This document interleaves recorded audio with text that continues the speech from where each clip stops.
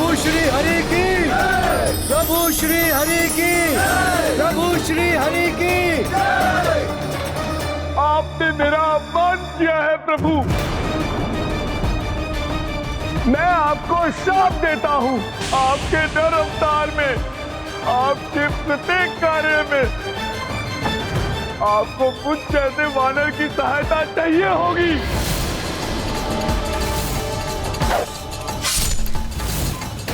और जिस प्रकार आपने मुझे दुख दिया है ना प्रभु, ठीक उसी प्रकार पत्नी के पिछों का दुख आपको भी झेलना होगा।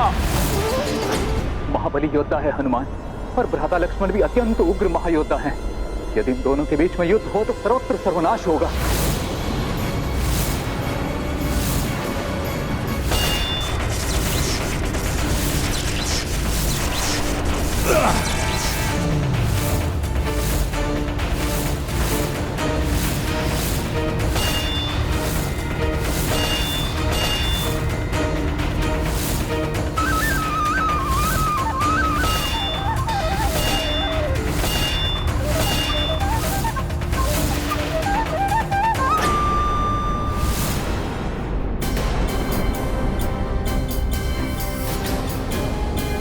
माता की अवस्था को ध्यान में रखते हुए मुझे शीघ्र इस युद्ध को समाप्त करना होगा।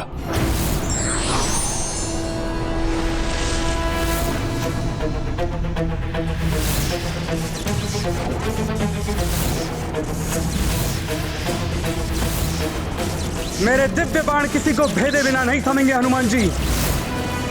फिर वो आपका वज्र के समान शरीर हो या अन्य कोई लक्ष्य। मुझे ये ज्ञात कराने के लिए आपका धन्यवाद भ्राता लक्ष्मण।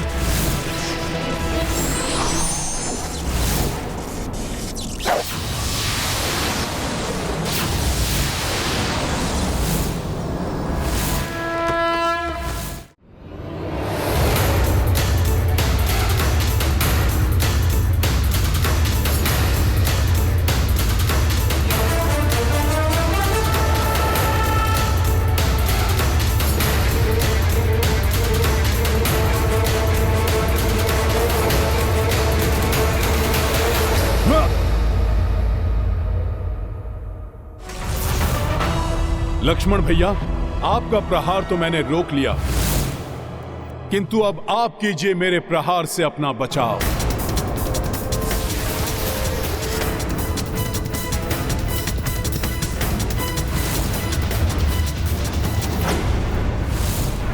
स्वामी, कैसा अनर्थकारी युद्ध है ये, जिसमें दोनों योद्धा श्री राम के लिए ही युद्धरत हैं। एक उनके वचन की रक्षा कर रहा है तो दूसरा उनके मन की। देवी, ऐसा धर्म युद्ध जब भी होता है तो धर्म को निजी संबंधों के उच्च स्थान पर रखकर भक्ति और धर्म की प्रतिष्ठा को बल और महिमा प्रदान करता है। किंतु किसका धर्म अधिक महत्वपूर्ण है, ये कैसे स्थापित होगा स्वामी?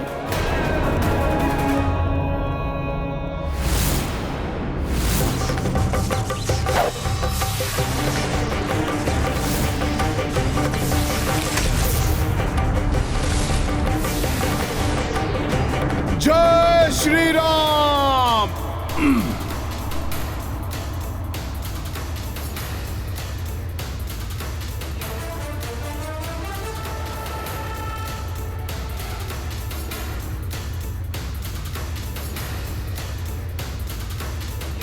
पुत्र हनुमान, मेरे स्वामी के वचन के विरुद्ध जाकर भी उनके और मेरे सुख के प्रति ही निष्ठावान है, जिसके लिए वो कोई भी आघात सहने के लिए प्रस्तुत है।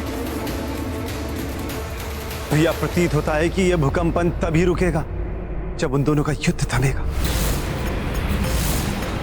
कोई ना कोई उपाय तो अवश्य होगा इस विध्वंसक महायुद्ध को रोकने का। एक उपाय है।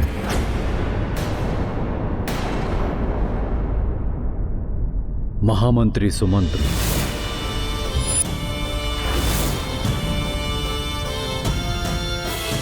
जिनके परामर्श से आपका और आपके भ्राताओं का जन्म संभव हुआ, राजा रोम्पा द्वारा अपनी पुत्री शांता के दान से श्रृंगी ऋषि को पुत्र कामेष्ठी व्रत के लिए तैयार करने का सुझाव इन्होंने ही दिया था।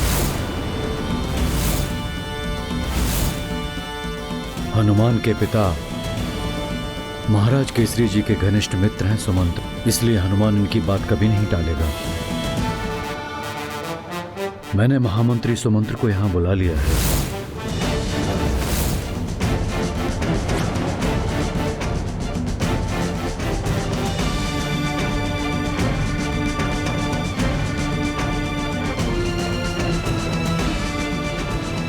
प्रणाम महामंत्री सुमंत जी। प्रणाम प्रभु। प्रणाम सुमंत्र जी। प्रणाम सुमंत्र जी। प्रणाम ऋषिवर। आज मैं आपको एक बहुत महत्वपूर्ण कार्य सौंप रहा हूं। हाँ महामंत्री सुमंत्र, आप वेद पुराण के ज्ञाता हैं, नियति के चक्र से भी भली भांति परिचित हैं। अब एक आप ही हैं जो अपने सहज ज्ञान से हनुमान और लक्ष्मण के युद्ध को रोक सकते हैं। महाराज, मैं इस अनिष्ट को रोकने के लिए हर संभव प्रयास करूंगा।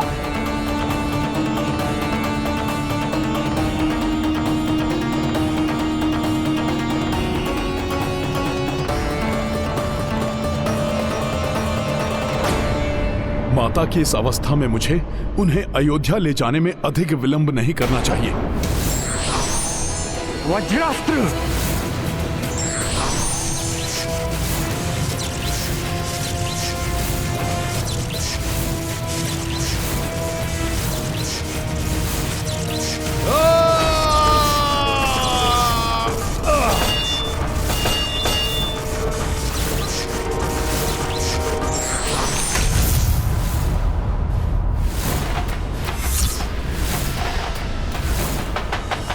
आज तक महाबली हनुमान के जिस बाहुबल के बारे में सुना था, आज मैं स्वयं उसका सामना करूंगा। ये मेरा सौभाग्य है या कोई दुर्भाग्य, ये तो मुझे ज्ञात नहीं, किंतु आज मुझे भी एक रघुवंशी योद्धा के बल से जूझने का अवसर प्राप्त हो रहा है।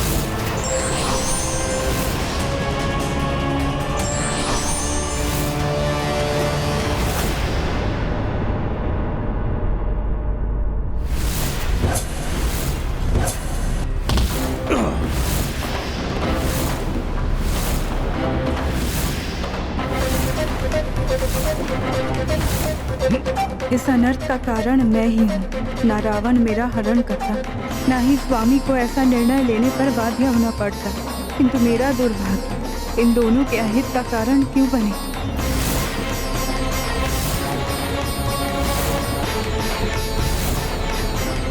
मैं जब तक यहाँ रहूंगी, इन दोनों का युद्ध समाप्त नहीं होगा। इस युद्ध को रोकने के लिए मुझे ही यहाँ से दूर जाना होगा।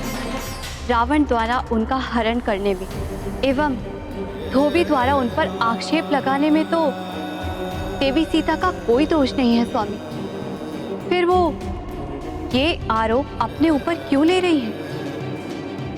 देवी, पाप, लोभ, ईर्ष्या, अहंकार से प्रेरित दुरात्मा पाप कर्म कर आगे बढ़ जाते हैं, किंतु उनके पापों का दोष उनके द्वारा पीड़ित पर ही डाल दिया जाता है। इसलिए पापी के मिट जाने से नहीं, अपितु पाप के मिटने से ही संसार धर्म से मुक्त हो सकता है।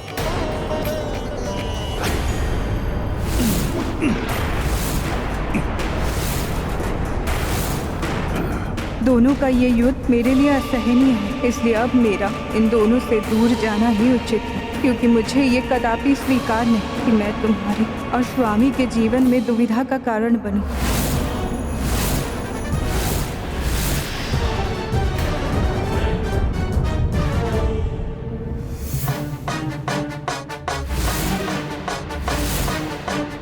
हनुमान जी, मैं भैया को दिया वचन पूर्ण करके ही रहूंगा।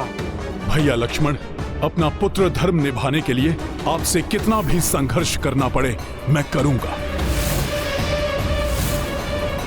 यदि आवश्यक हुआ तो मैं आपसे अंतिम श्वास तक युद्ध करूंगा हनुमान जी। इस दुखद स्थिति से माता को सुरक्षित करने के लिए मैं भी पीछे नहीं हटूंगा लक्ष्मण भैया।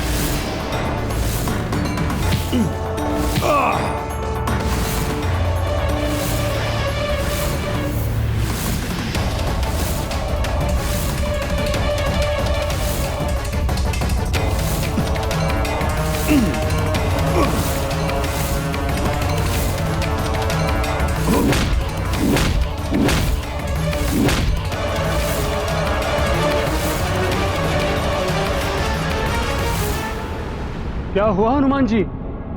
आप रुक क्यों गए? युद्ध से मन भर गया क्या आपका?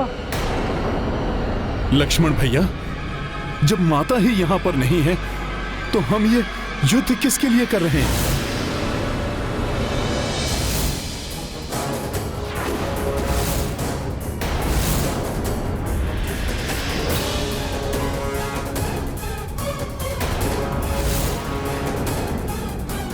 माता, माता कहां है आप?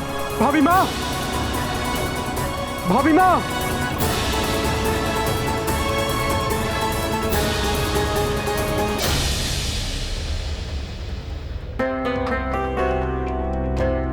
माता के आभूषण? लक्ष्मण भैया, माता यही कहीं होंगी। हमें शीघ्र ही उन्हें ढूंढना होगा। भाभी हमें बिना बताए क्यों चले गई हनुमान जी? भैया लक्ष्मण, आप भी तो बिना वास्तविक कारण बताए उन्हें यहां पर ले आए थे, किंतु व्यर्थ के इस विमर्श में समय गवाए बिना हमें माता को ढूंढना चाहिए।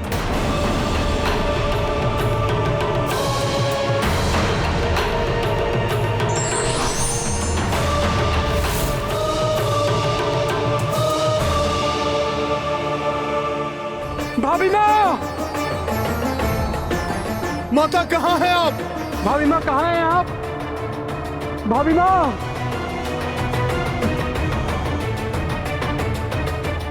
भाभी माँ, भाभी माँ कहाँ हैं आप?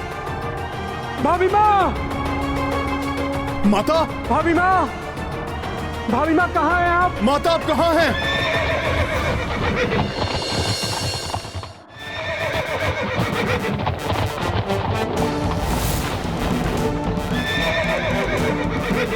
सुमंत्र जी यहां?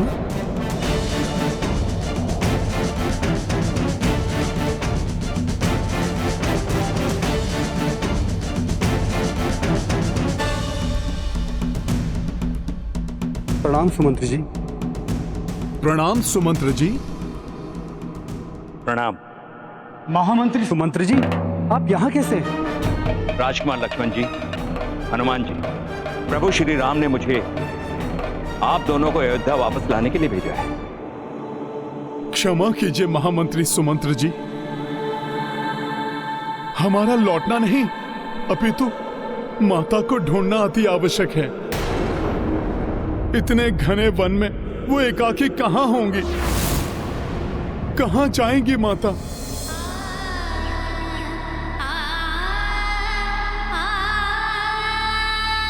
इस प्रसन्नता के अवसर पर मैं तो प्रभु से चकित कर देने वाले उपहार की अपेक्षा कर रही थी, किंतु मेरी नियति को तो कुछ और ही स्वीकार था। माँ बनूंगी ये सोचकर प्रसन्न हूँ या पति से बिछड़ने का शोक नहीं। ऐसे दुख ने घेरा है माता को कि वो एकाकी रुदन करती रहेंगी।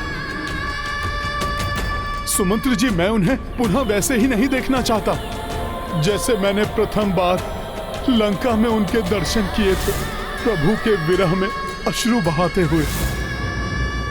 हनुमान जी, यही तो विधि का विधान है। यही समझाने के लिए तो प्रभु श्री राम ने मुझे यहां भेजा है।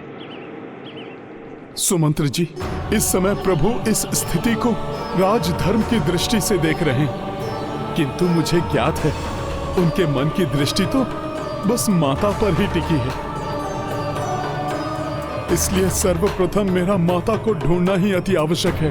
हनुमान जी, आप सर्वथा उचित कह रहे हैं, परंतु मैंने प्रभु श्री राम की दशा देखी है। उन्होंने मात्र इस विश्वास के साथ मुझे यहां भेजा है कि आप मेरा कहां मानेंगे। आपके मन की दशा मुझे ज्ञात है हनुमान जी। ये परिस्थिति जितनी कठिन आपके लिए है, उतनी ही राजकुमार लक्ष्मण जी के लिए है, मेरे लिए और संपूर्ण अयोध्या वासियों के लिए। किंतु यही नियति है, इसे टाला नहीं जा सकता। आपको इसे समझने की आवश्यकता है हनुमान जी। सुमंत्र जी, नियति होती तो अवश्य अटल होती, किंतु उस धोबी की कुबुद्धि के कारण हुई इस स्थिति को तो सुधारा जा सकता है। नहीं हनुमान जी, यह घटना भी पूर्व नियत है, जिससे आप और प्रभु श्री राम अनभिज्ञ हैं, और इसका कारण एक श्राप।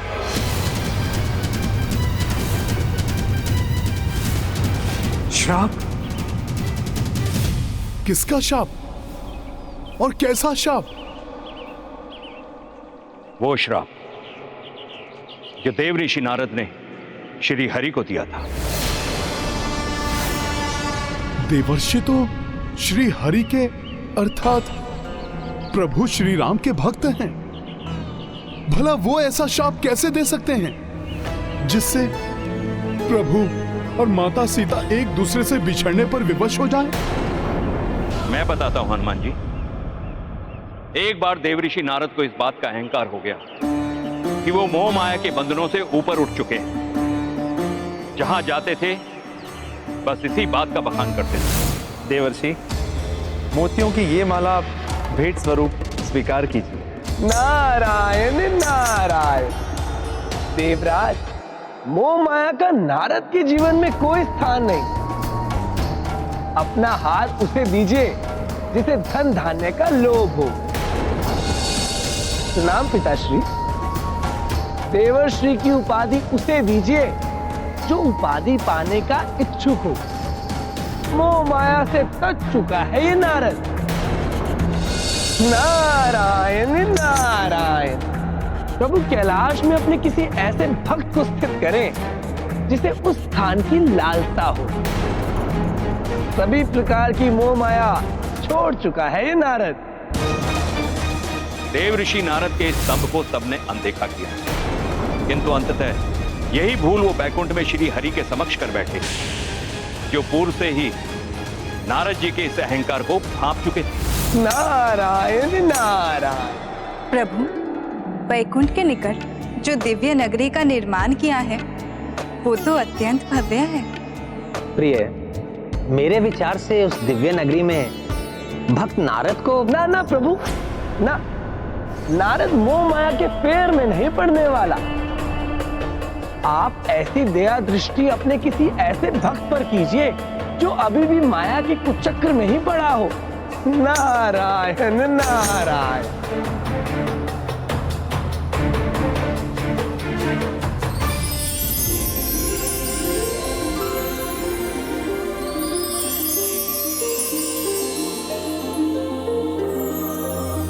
देवर्षि नारद, मैं आपके इस मोह माया रहित विचार से अत्यंत प्रभावित हूं, किंतु वैकुंठ से जाते समय उस नवीन दिव्य माया नगरी को देख उसके आकर्षण में मत पड़ जाइएगा। आप उसकी चिंता मत कीजिए प्रभु। नारद को अब कुछ नहीं लुभा सकता, क्योंकि नारद तो मोह माया से बहुत ऊपर उठ चुके हैं। नारायण नारायण। सुमंत्र जी, फिर क्या हुआ? देवर्षि नारद के अहंकार ने उनके द्वारा दिए जाने वाले शाप का रूप कैसे ले लिया? बैकुंठ से जाते समय देवऋषि नारद के साथ जो कुछ भी हुआ, ये उसी का परिणाम है। देवऋषि नारद को इस बात का विश्वास था कि नवीन नगरी पर उनकी दृष्टि भी नहीं पड़ेगी, किंतु वो तो उसी में प्रविष्ट कर गए। किसी भी अवस्था में मोहित नहीं होऊंगा मैं। इस नगरी को देखे बिना ही आगे बढ़ जाऊंगा। नारायण नारायण। इस नगरी की सुंदरता नहीं लुभा सकती मुझे। वैकुंठ से जाते समय उस नवीन दिव्य माया नगरी को देख उसके आकर्षण में मत पड़ जाइएगा। यदि एक दृष्टि इस नगरी पर पड़ भी गई तो मैं इससे मोहित थोड़ी ना हो जाऊंगा। मोह माया से तो कितना ऊपर हूं मैं।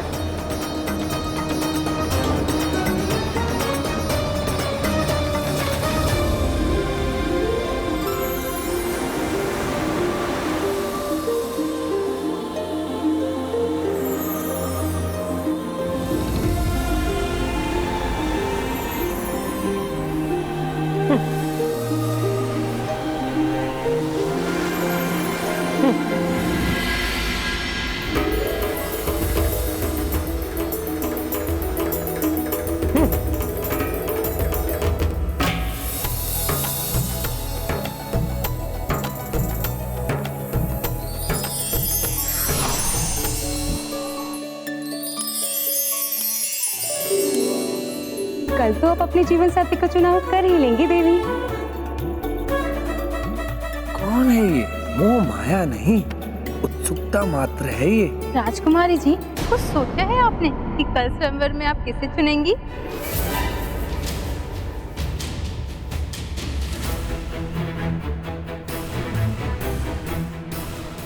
राजा को चुनेंगी या किसी योद्धा को, किसी देवता को चुनेंगी या किसी ऋषि को?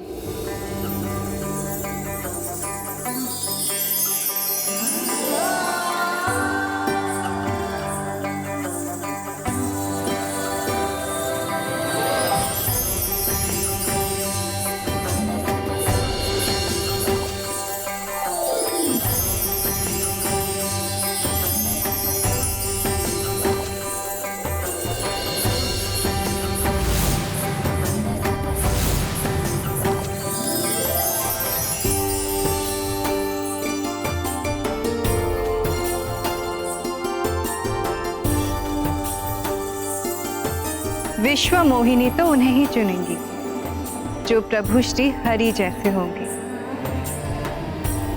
जिनका मुख श्री हरि जैसा होगा, जिनका रूप श्री हरि जैसा होगा।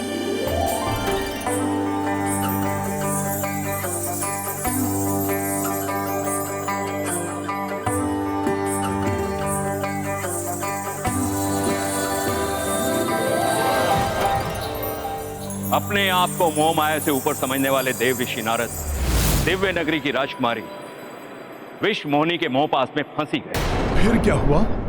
सुंदर राजकुमारी के मोह में आए हुए नारद जी ने राजकुमारी विश्व मोहिनी से विवाह रचाने के विचार से उसके स्वयंवर में जाने का निर्णय ले ही लिया।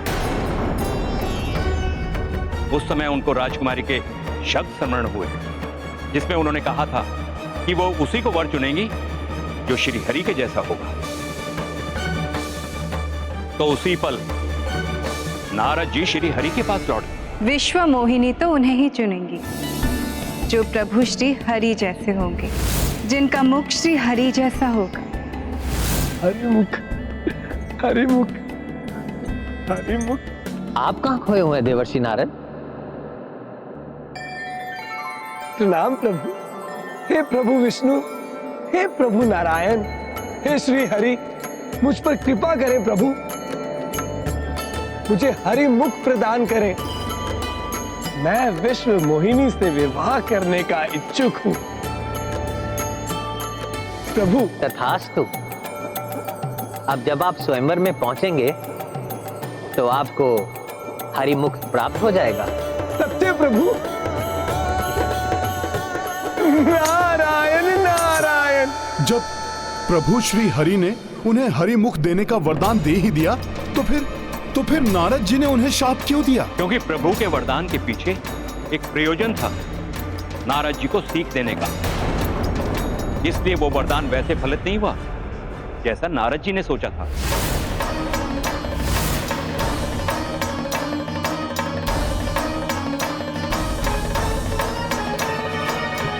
ये कौन सा स्वांग रचा है इन्होंने?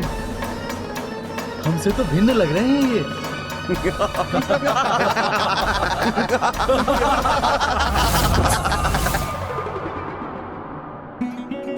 जब मुझे हरि मुख प्राप्त होने का वरदान प्राप्त है तो फिर किस बात की चिंता? नारायण नारायण। प्रतीत होता है इन सभी को मेरे हरि मुख को देखकर ईर्ष्या हो रही है, इसलिए ऐसे देख रहे हैं मुझे। वानर मुख क्यों था उनका? क्योंकि वानर के लिए दूसरा शब्द है श्री हरि। ये बात नारद जी वरदान मांगते समय भूल गए थे। तो राजकुमारी जब स्वयंवर के लिए पधारी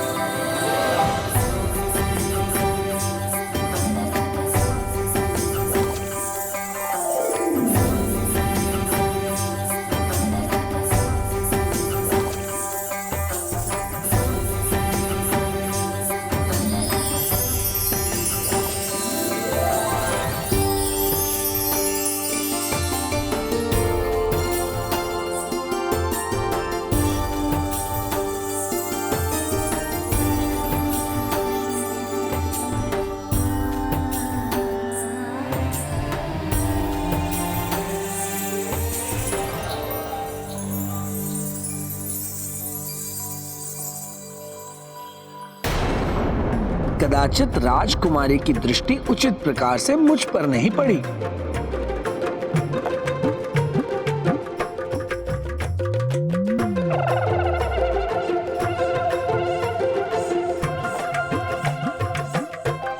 राजकुमारी, आप एक बार अपनी दृष्टि को केंद्रित कर मुझे देखिए। मैं वैसा ही हूं जैसे वर की इच्छा आपने की है। आप मेरे हरिमुख का तिरस्कार कैसे कर सकती हैं? आपका तो मात्र मुख ही नहीं, समस्त क्रियाकलाप भी वानरों जैसे हैं। इस वानर को भीतर प्रवेश किसने करने दिया? हरिमुख अर्थात वानर मुख है इनका। हरि वानर।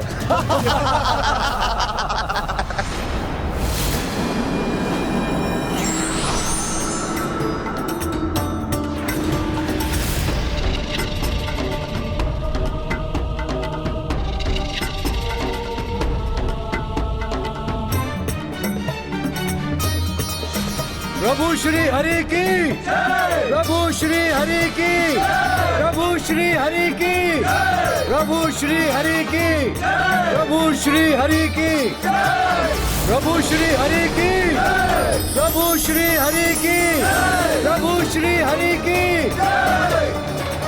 आपने मेरा अपमान किया है प्रभु। मैं आपको शाप देता हूं।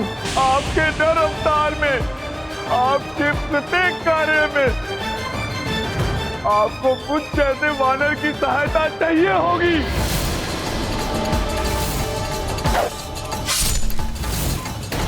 और जिस प्रकार आपने मुझे दुख दिया है ना प्रभु, ठीक उसी प्रकार पत्नी के पिछों का दुख आपको भी झेलना होगा।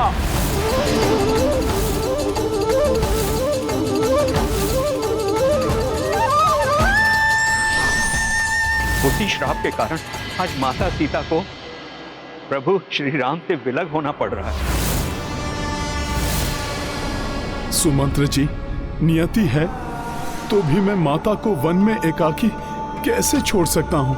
हनुमान जी, नियति ने इस घटनाक्रम के साथ उस स्थान को भी नियत कर रखा है जहां माता सीता को शरण प्राप्त होगी। वहां अनेक ऋषि मुनियों के आश्रम हैं।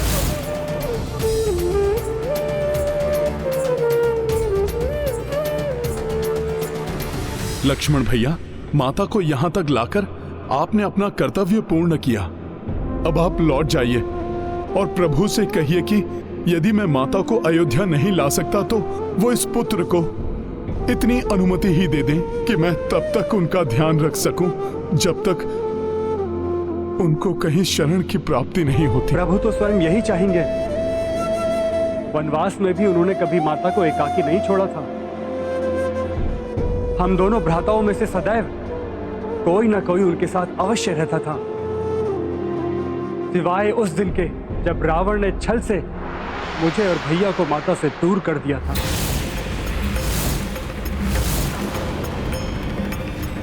भैया लक्ष्मण, तब आप मुझे आज्ञा दीजिए जिससे मैं शीघ्र माता को ढूंढ सकूं। हनुमान जी, भाभी माँ का ध्यान रखिएगा।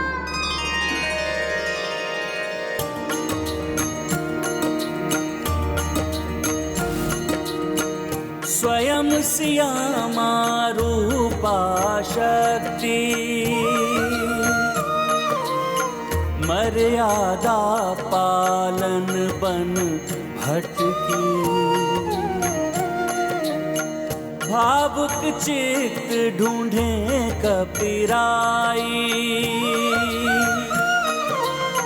किंतु माता झलक न पाई। राम सिया राम जय हनुमान। जीव अरण्य दिशायक जाए, हनुमत मन संशय उपजाए। जानकी अब निद्रा को पाई, सिंह भुजंग निकट सब जाए। राम सिया राम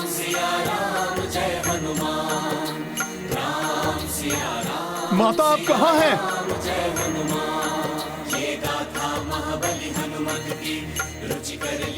प्रतीत हो रहा है माता सीता कहीं निकट ही हैं।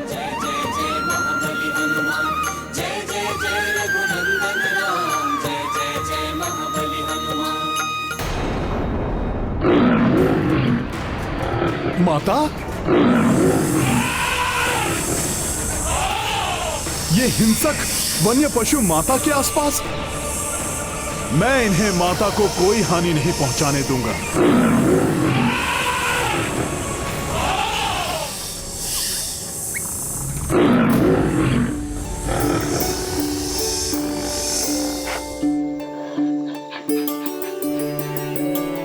किंतु ये सब तो माता को कोई हानि पहुंचा ही नहीं रहे हैं।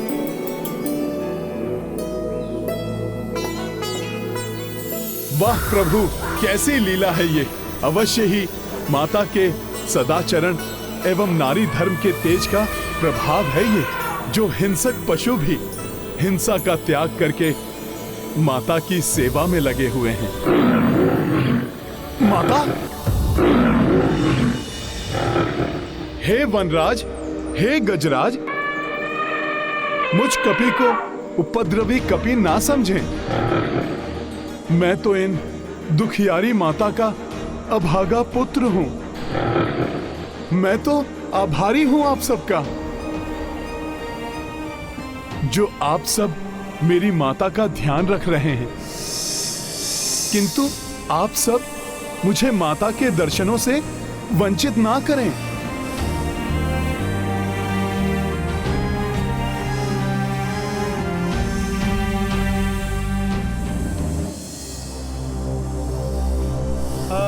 माता,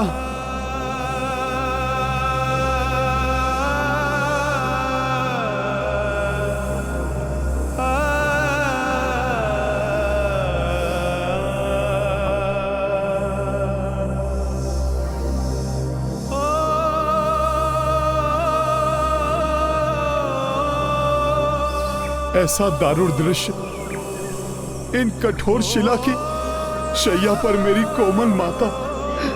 हे ईश्वर, अपनी माता को इस प्रकार नहीं देख सकता यह पुत्र। हे भूदेवी, माता सीता तो आपकी पुत्री हैं। हे वनदेवी, माता भूमिजा होने के कारण बहन है आपकी। माता की सहायता कीजिए। इन कठोर परिस्थितियों में इन्हें सुख की कुछ छांव दीजिए।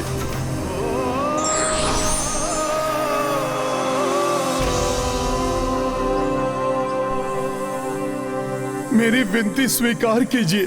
मेरी माता के कष्ट कम कर दीजिए माता।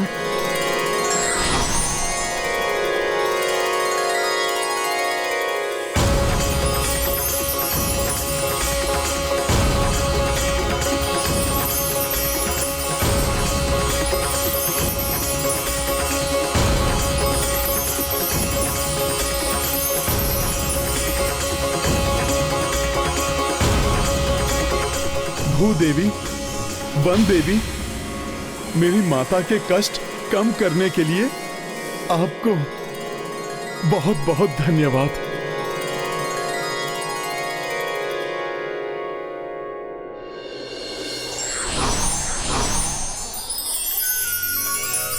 प्रकृति के इस सुंदर परिवर्तित वातावरण में जब तक माता विश्राम कर रही हैं, तब तक मैं माता के भोजन के लिए फल आदि और पीने के लिए जल की व्यवस्था कर देता हूं।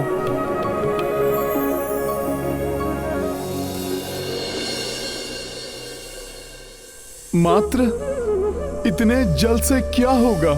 वन में चल चलकर माता के चरण भी क्लांत हो गए होंगे। माता के चरण पखारने के लिए भी तो और जल लाना होगा।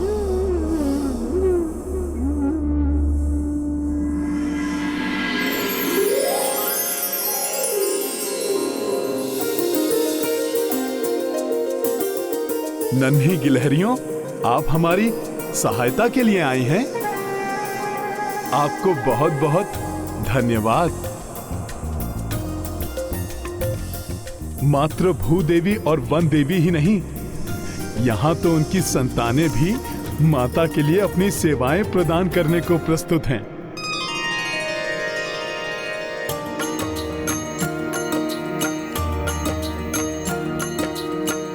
माता की सेवा के लाई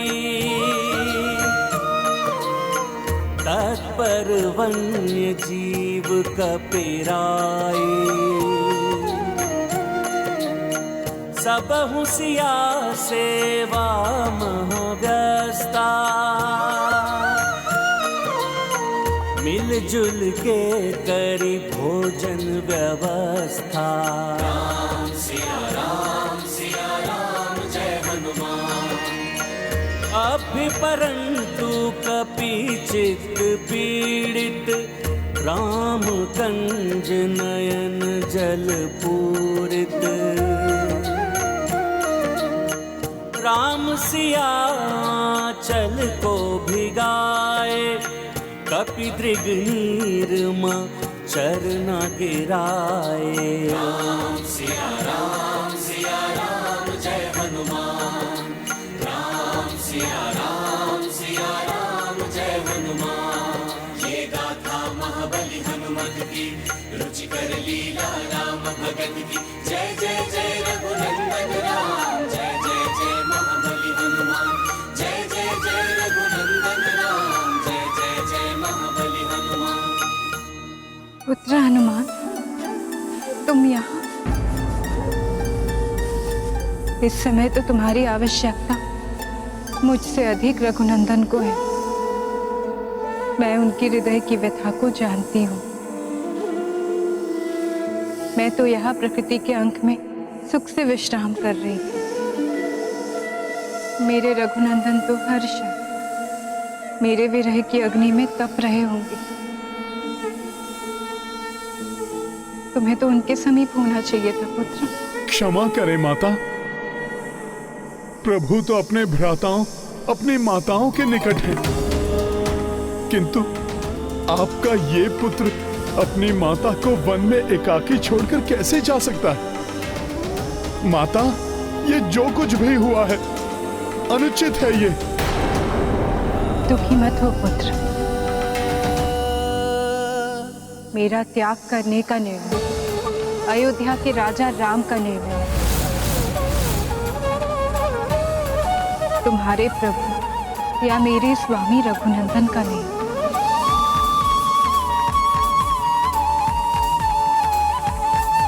इस सत्य के बारे में तो तुम भी जानते हो पुत्र। किंतु माता। हनुमान, रघुनंदन के कृत्य पर प्रश्न उठाने वाला कोई भी उनके कृत्य के सार को नहीं समझ सकता। अयोध्यापति रघुनंदन का कोई भी निर्णय सारहीन नहीं होता। प्रजा के कल्याण के लिए जो अपने जीवन के सबसे प्रिय का त्याग करते, उनकी मर्यादा पर कोई कैसे प्रश्न उठा सकता है? नहीं माता, नहीं। मुझ में इतना सामर्थ्य कहाँ जो मैं प्रभु के किसी भी निर्णय पर प्रश्न उठाऊं। माता, मेरा वश चले तो मैं प्रभु के सारे दुख स्वयं पर ले लूं, क्योंकि वो भी जानते हैं कि ये निर्णय अनुचित है। उचित एवं अनुचित की परिभाषा स्थिति, स्थान और नीच धर्म के अनुसार परिवर्तित होती है पुत्र। स्मरण करो, लंका से लौटते समय रघुनंदन ने क्या कहा था?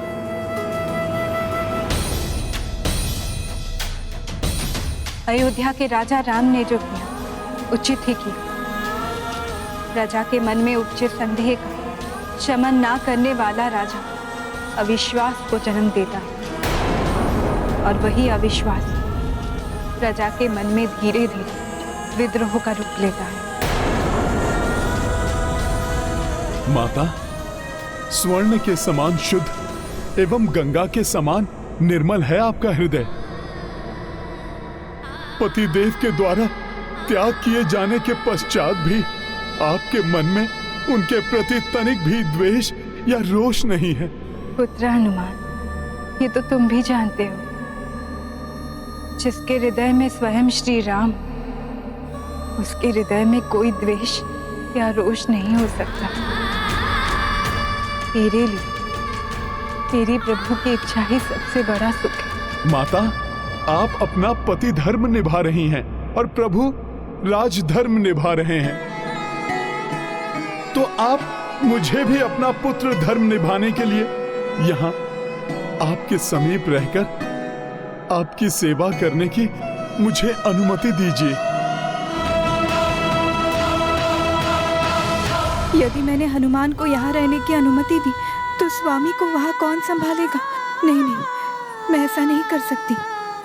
यदि हनुमान स्वामी के पास नहीं रहे तो स्वामी मेरे विरह की पीड़ा में टूट जाएंगे।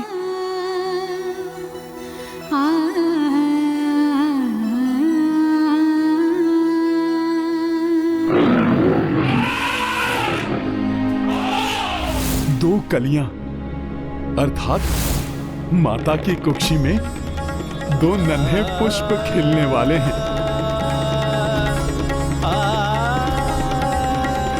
माता, मुझे पूर्ण विश्वास है कि यदि प्रभु को ज्ञात हो गया कि आप मां बनने वाली हैं, तो प्रभु आपको कदापि एकाकी नहीं छोड़ेंगे। हनुमान ने कैसे जान लिया कि मुझे मां बनने का सौभाग्य मिला है?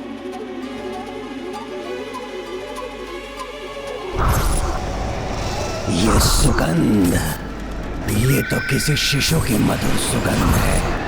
शिशु ही मेरा सर्वाधिक प्रिय आहार है, और ये सुगंध तो एक नहीं, दो दो शिशुओं की उपस्थिति का संकेत है। वो शिशु जो या तो जन्म ले चुके हैं या जन्म लेने वाले हैं।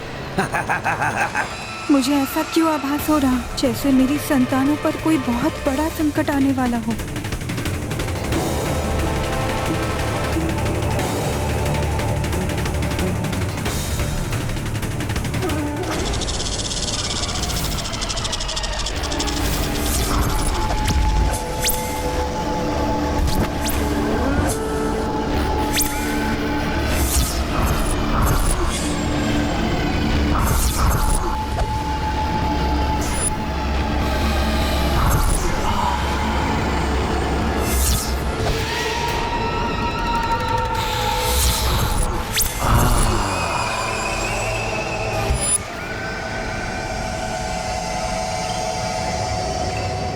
शिशु ही मुझ शिशु भक्षक का सर्वाधिक प्रिय आहार है।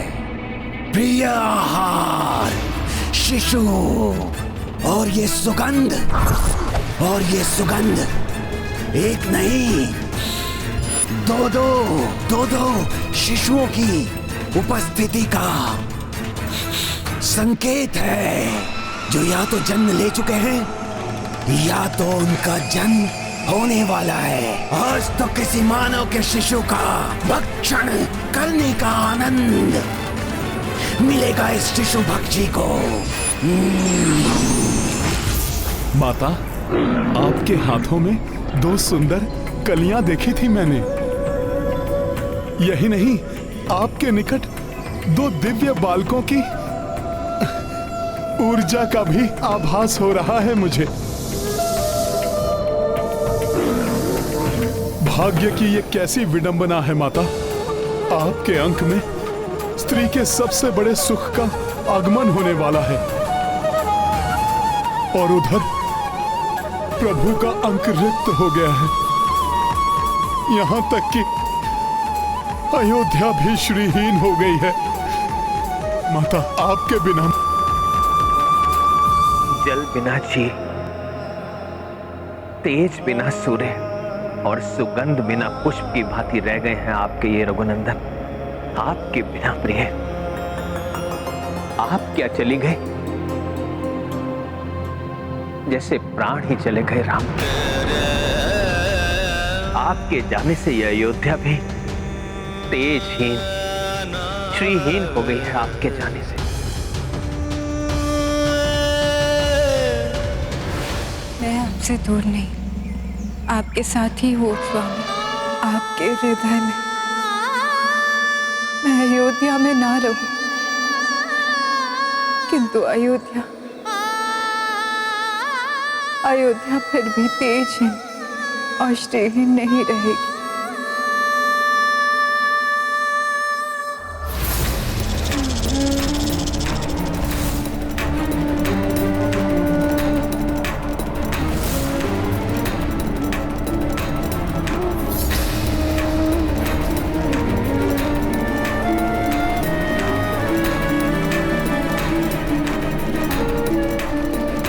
सीते, आपने अयोध्या की खोई हुई श्री तो लौटा दी, किंतु आपके रघुनंदन राम तो सदैव के लिए निस्तेज एवं प्राणहीन हो गए। पुत्र, तुम्हारे प्रभु नितांत एकाकी है इस समय, बहुत पीड़ा में है वो। तुम्हें उनके समीप होना चाहिए पुत्र। मेरे लिए तो देखो, जैसे सारा वन उमड़ पड़ा है मेरी सेवा के लिए।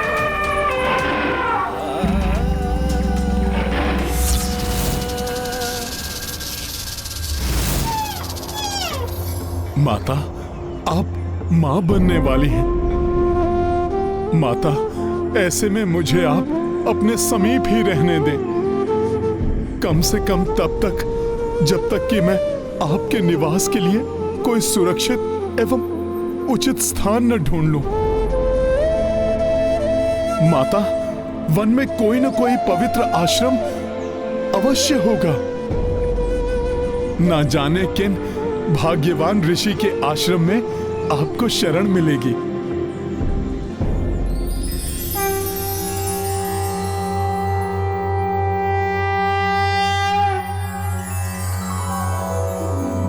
प्रातः स्मरामि खलु तत्सवितुर्वरेण्यं रूपं हि मण्डलमृचोदतनुर्यजूंषि सामानि यस्य किरणः प्रभवादि हेतुं ब्रह्माहरात्मकमलक्ष्यमचिन्त्य रूपम्।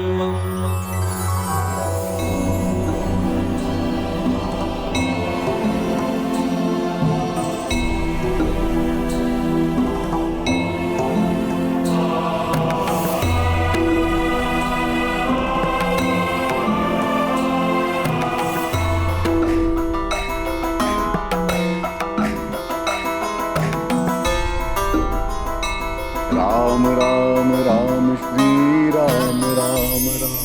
वाल्मीकि जी रमते रमते आश्रम आए, राम को जपते। उठ कुटिया खोजे कबीराई, इत ऋषि ध्यान करे रघुराई। राम सिया राम जय हनुमान। देखी राम अवध को पधारी, वाल्मीकि मुख स्मित धारी। कपिभट के वन मार्ग नान्ता, आश्रम ना पाए हनुमंता। राम सिया राम जय हनुमान। सुमंत्र जी ने तो बताया था कि यहाँ निकट ही आश्रम है, जिसे नियति ने माता सीता के निवास के लिए चुना है। किंतु यहाँ आश्रम तो क्या, कोई छोटी सी कुटिया भी नहीं दिखाई दे रही है। राम राम राम श्री राम राम राम। राम राम राम श्री राम राम राम। राम राम राम श्री राम राम राम। राम राम राम श्री राम राम राम। भले ही वन्य जीव माता की सेवा के लिए उपस्थित हैं, किंतु उनके आश्रय में भी मैं माता को नहीं छोड़ सकता। मुझे शीघ्र ही आश्रम ढूंढना होगा।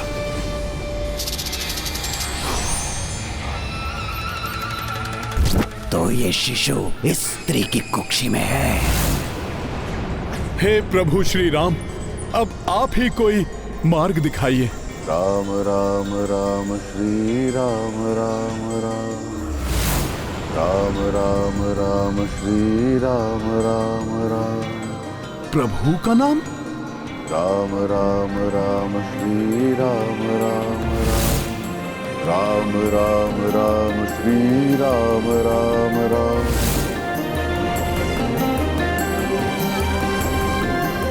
राम राम राम श्री राम राम राम।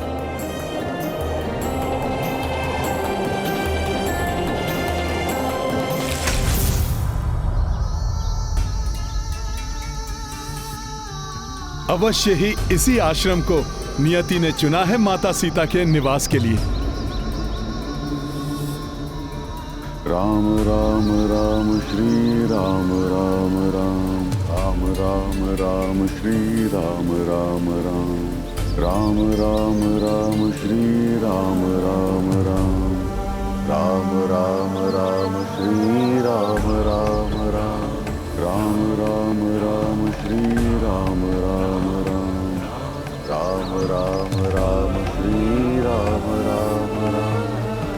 राम राम राम श्री राम राम राम। राम राम राम श्री राम राम राम। राम राम राम राम राम राम श्री राम श्री राम।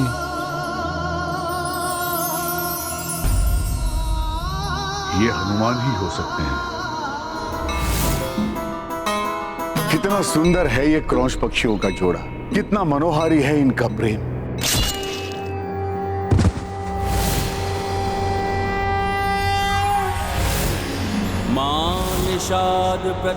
निर्दोष पक्षियों की आंखें ठग पहलिए, जीव सुलभ प्रेम में मग्न इन क्रौंच के जोड़े के वध का पाप लगेगा तुम्हें। तुम जीवन में कभी सुखी नहीं रह सकोगे।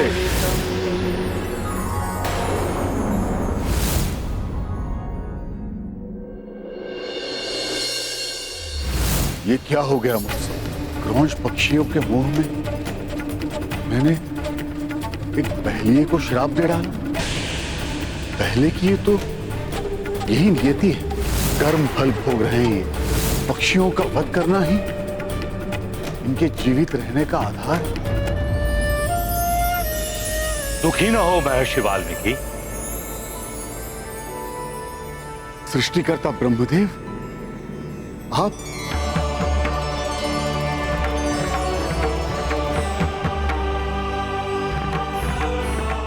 महर्षि वाल्मीकि, इस घटना से आपके हृदय के उद्गार के रूप में जिन पंक्तियों का प्रस्फुटन हुआ है वो एक कथा है, जो माध्यम है किसी भी कथा को सुंदर रूप से व्यक्त करने की। इसे काव्य कला के रूप में सारा जग जानेगा। काव्य कला? हाँ ऋषिवर, आपके माध्यम से एक महाकाव्य की रचना होने वाली है, जिसके पश्चात ये जग आपको आदि कवि के नाम से जानेगा। और वो महाकाव्य ग्रंथ होगा प्रभु राम एवं देवी सीता के जीवन पर आधारित रामायण। इस महाकाव्य की रचना के लिए आपके ज्ञान चक्षु आपके सहायक होंगे, जिनसे आप श्री राम के जीवन की समस्त घटनाओं का अवलोकन कर सकेंगे। मैं आपके नेत्रों को वो दिव्य शक्ति प्रदान करता हूं जिनसे आप श्री राम और उनके जीवन से जुड़े हुए समस्त मानवों, दानवों, देवताओं और अन्य जीवों के क्रियाकलापों को स्वतः ही देख सकेंगे, उनके मन की भावना जान सकेंगे। और ये कार्य अभी से ही आरंभ हो जाएगा।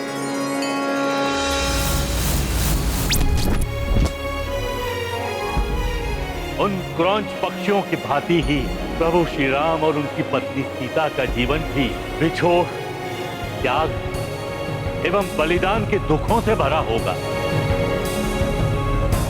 श्री राम राज सिंहासन और अपने राज्य का त्याग करेंगे अपने पिता के वचन पूर्ति के लिए। देवी सीता समस्त राशि सुखों का त्याग करेंगी अपने पति की सेवा के लिए। लक्ष्मण अपना परिवार और अन्य सुख त्यागेंगे अपने भ्राता राम के प्रेम और सम्मान के लिए।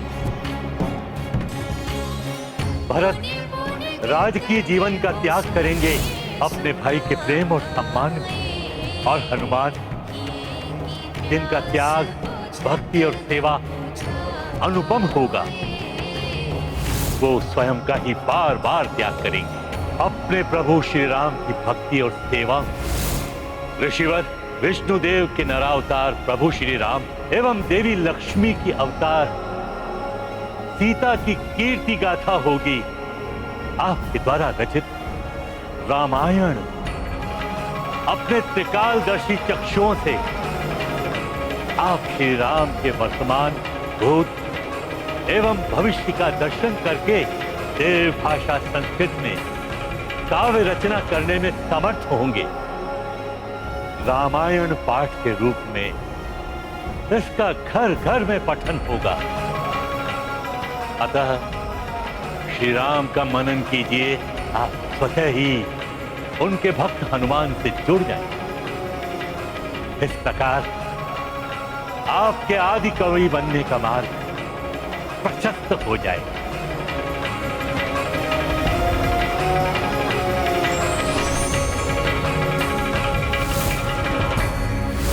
आप श्री राम भक्त हनुमान है ना? हाँ ऋषिवर, आपने सत्य ही पहचाना। मैं हनुमान ही हूं।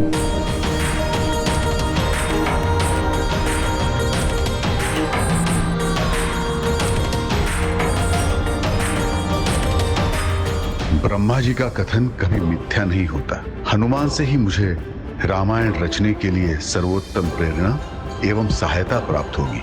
माता के लिए इससे उत्तम शरण स्थली कोई अन्य हो ही नहीं सकती। यहाँ यत्र तत्र प्रभु के नाम का ही तेज व्याप्त है। मैं धन्य हो गया जो प्रभु श्री राम के परम भक्त हनुमान मुझ निर्धन वाल्मीकि के आश्रम में पधारे। ऋषिवर वाल्मीकि, ये भी तो प्रभु श्री राम के भक्त हैं। मुझे विश्वास है माता सीता को यहाँ कोई कष्ट नहीं होगा।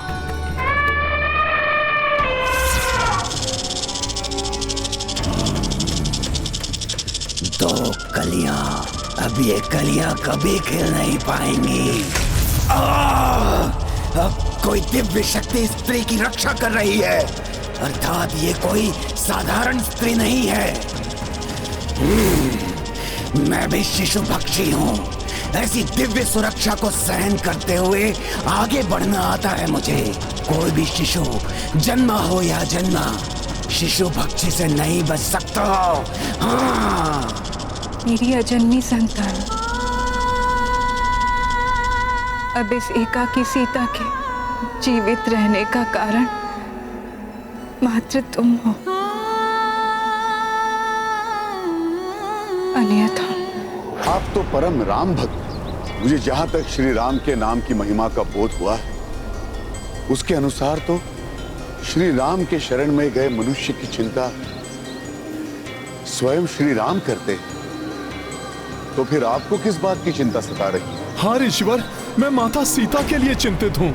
उनके लिए उचित शरण स्थली, कोई उपयुक्त पवित्र आश्रम ढूंढते हुए मैं यहाँ तक आया हूँ। माता सीता के लिए आश्रम? अयोध्या के महारानी के लिए शरण स्थली? ऋषिवर, प्रभु श्री राम मर्यादा पुरुषोत्तम हैं। उनकी प्रजा में एक धोबी और उसकी पत्नी में कुछ मतभेद हुए और पति ने माता सीता को उदाहरण बनाते हुए अपनी पत्नी के चरित्र पर उंगली उठा दी, जिसे प्रभु ने देख लिया और उसे प्रजा के मन की बात मानकर उन्होंने माता सीता का परित्याग कर दिया। ये तो बड़ा ही अनर्थ हो गया श्रेष्ठ धर्म का पालन करने वाली देवी सीता के साथ। हाँ ऋषिवर, अपने श्रेष्ठ नारी धर्म का पालन करते हुए माता ने प्रभु की इस इच्छा को आदेश मानकर पुनः वनवास स्वीकार कर लिया।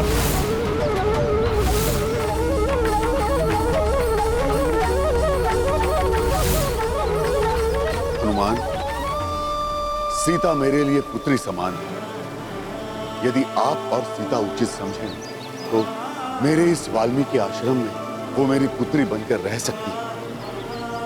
उनके पदार्पण से मेरा ये आश्रम धन्य हो जाएगा। अवश्य अवश्य ऋषिवर, आपके संरक्षण में माता सीता रहेंगी तो मैं भी निश्चिंत हो जाऊंगा। तो मुझे शीघ्र ही ले चलिए मेरी पुत्री सीता के पास। कहाँ है वो? ऋषिवर, माता यहाँ से उत्तर दिशा में कुछ ही दूरी पर हैं। आप आइए, मैं आपको स्वयं ले चलता हूँ। चलो।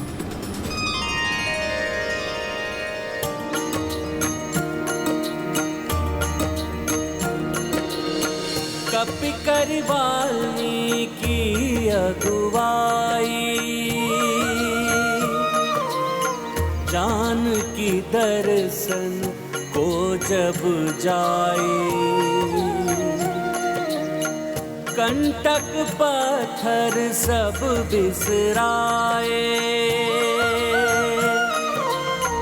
नग्न चरण ऋषि दौड़े जाए। राम सिया राम जय हनुमान। उचित शरण मां सीता पाई, आशान्वित हुए कपिराई। सीता अकेली मौन को धारे, भावी संतानों को विचारे। राम सिया राम जय हनुमान।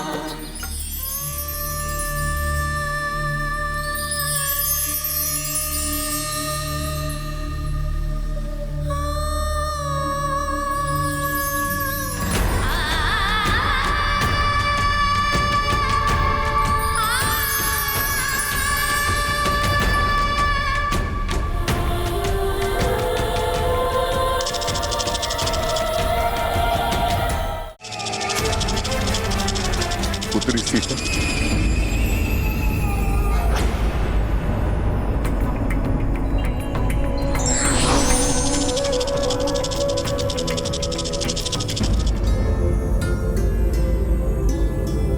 प्रणाम ऋषिवर।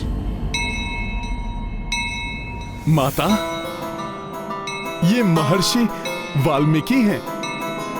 मेरी ही भांति ये भी प्रभु श्री राम के परम भक्त हैं। इनके आश्रम में आश्रय लेना आपके लिए सर्वथा सुरक्षित रहेगा।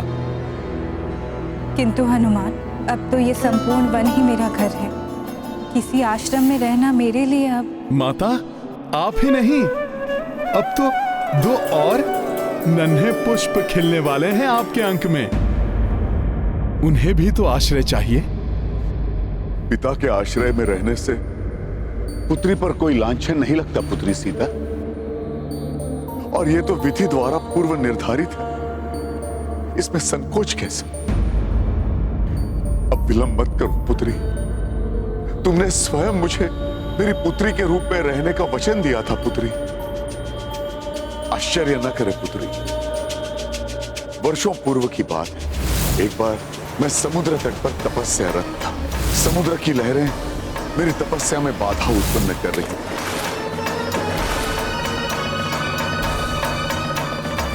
उन लहरों को नियंत्रण में करने की मैंने समुद्र देव से प्रार्थना की।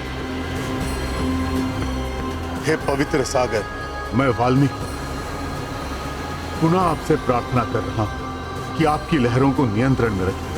ये मेरी साधना में बाधा उत्पन्न कर रही है। किंतु अभिमानवश उन्होंने मेरी प्रार्थना पर ध्यान नहीं दिया और लहरें बारंबार मेरी तपस्या में बाधा उत्पन्न करने लगी। मुझ विशाल सागर को उलाहना मत दीजिए ऋषि वाल्मीकि।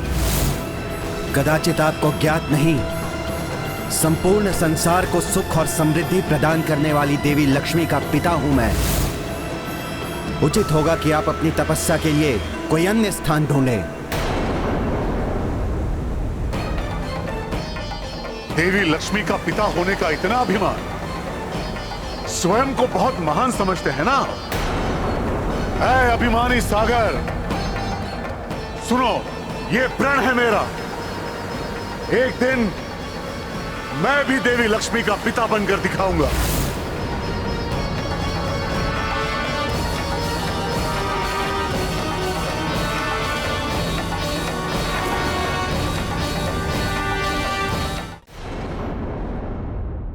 राम भक्त महाबली हनुमान को जानना हो तो चैनल को सब्सक्राइब करें और बेल आइकॉन दबाना न भूलें।